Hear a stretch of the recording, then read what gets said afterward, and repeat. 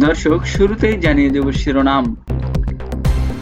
গাজায় ক্ষুধার্ত জনতার উপর গুলি, ত্রাণ নিতে গিয়েও ৩ ফিলিস্তিনির মৃত্যু। হৃদয় বিদারক ঘটনা বললেন জাতিসংঘ।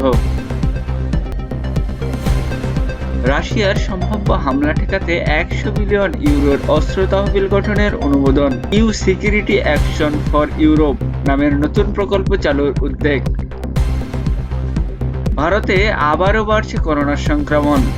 কয়েকদিনে সশস্ত্র আক্রমণ, নতুন ভ্যারিয়েন্টের কারণেই দ্রুত ছড়াচ্ছে ভাইরাসটি। আবারও ইসরায়েলে বর্বরতার সাক্ষী হলেন নিরস্ত্র ক্ষুধার্ত গাজাবাসী। এবার ত্রাণ নিতে যাওয়া ফিলিস্তিনিদের লক্ষ্য করে গুলি ছাড়লেন সেনারা। হুড়োহুড়িতে পায়ের তলায় পিষ্ট হয়ে প্রাণ গেছে কমপক্ষে ৩ জন, আহত প্রায় অর্ধশত। এ ঘটনায় নিন্দা জানিয়ে হৃদয় বিদারক আখ্যা দিয়েছেন জাতিসংঘ। মঙ্গলবার প্রথমবারের মতো উপত্যকায় ত্রাণ বিতরণ করে সমালোচিত সংস্থা গাজা হিউম্যানিটিয়া ফাউন্ডেশন। টানা ১১ সপ্তাহ ত্রাণ বিতরণহীন থাকার পরের দৃশ্য এটি।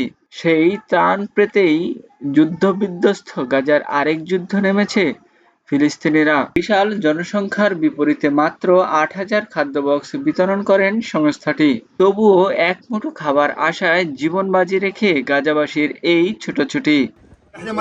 আমরা ক্ষুধায় মরছি, সন্তানরাও খেতে চাইছে, নিজের রক্ত বিক্রি করে হলে তাদের খাওয়াবো, খাওয়ার কোনো কিছু পাচ্ছে না।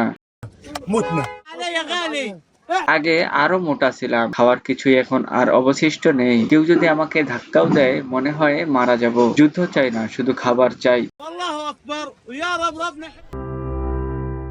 ভারতে আবারও বাড়ছে করোনা ভাইরাসের সংক্রমণ। গেল কয়েকদিনে দেশটিতে ১,০০০-এর বেশি মানুষের করোনা ভাইরাসে আক্রান্ত হয়েছে।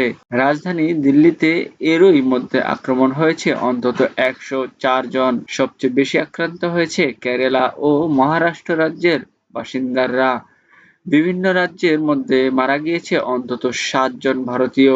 বিশেষজ্ঞরা বলছেন, নতুন ভেরিয়েন্টের কারণে দ্রুত ছড়িয়ে পড়ছেন করোনা।